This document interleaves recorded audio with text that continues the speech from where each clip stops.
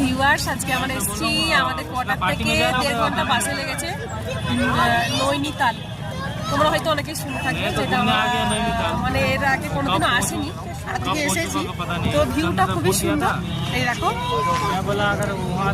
চারিদিকে পাহাড়, এই যে চারিদিকে পাহাড়, পাহাড়ের উপরে কত ঘর।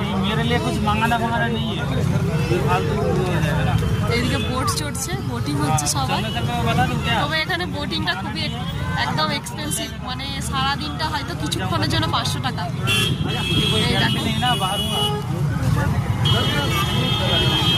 গপু টপু সবাই এখানে দাঁড়িয়েছে, আমরা এখানে দাঁড়িয়েছি। আস্তে আস্তে অনেকটা বাসের শরীর খারাপ হয়ে গেছিলো, এতটা টার্নিং, পাহাড় টাহাড়। ভিউটা খুবই সুন্দর। আর এখানে একটা জিনিস দেখাচ্ছি, দেখো মাছ প্রচুর, রুই মাছ আর হাঁস টাস সব আছে। একটুখানি মাছে খেতে দিলেই বাস।